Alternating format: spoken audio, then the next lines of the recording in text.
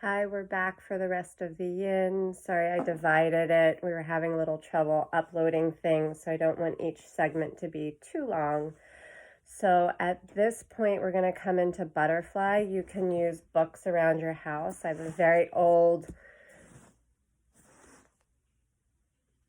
Edgar Allan Poe and The Religion of the Ancient Celts, so they'll support me quite well. So what you can do here is you're going to bring the soles of your feet together and let the knees knock out. Maybe you need some support for your hips, so the books could come far back underneath the thighs, right? If we don't have blocks, you can also use that blanket to allow it to fall over the feet and roll under the thighs to create a little cushioning.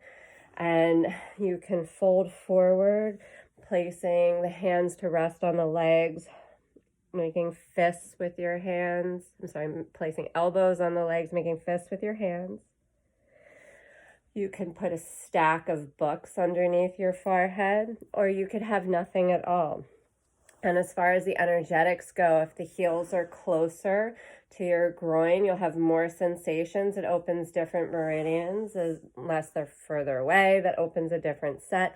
So right now, I feel like it's important for you to go with the sensation that will allow you to be here, to let your body open and release.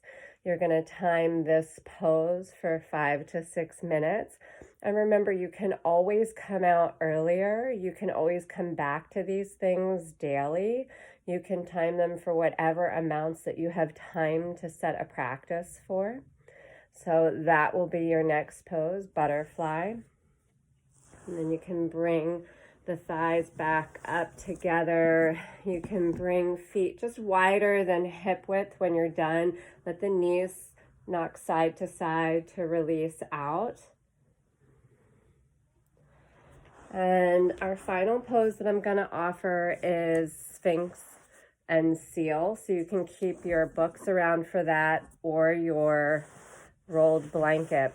So it's nice to have books that are even. Mine don't happen to be. You're going to place the books underneath your forearms to allow a little lift. The legs can go straight out and back of you. Can be straight out and back of you, or you can have them a little wider as if you were on your mat. You might not have a mat at home. You don't need one. It's fine to do this without it. I do it on the floor all the time, and the puppies join me usually.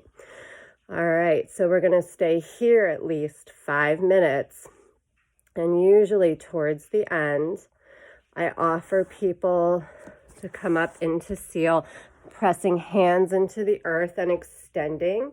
You can widen where the hands are. It gives you a different sensation that might work better for you.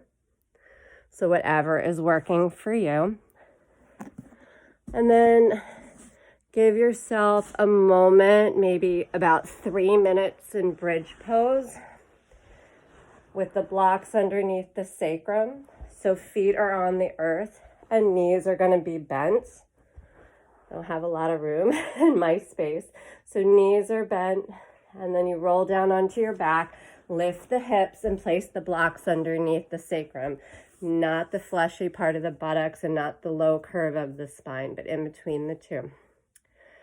You can stay there for about 3 minutes, then lift the hips, remove the blocks, hug the knees into the chest, make some circles, release from the pose.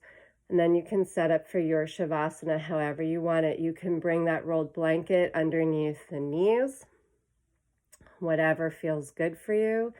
And then you can time that for about 5 minutes and just let yourself rest and regroup for your practice that you've just done. If you have any questions, feel free to send them to us. And I know for my Tuesday night yin class, if you guys have some good t-shirts that you're holding at home with all those fun sayings, we would love to hear them at the studio. We could all use them right now. So thank you for tuning in. I'm just going to let you settle out with a little takedown for the Shavasana. So settling in.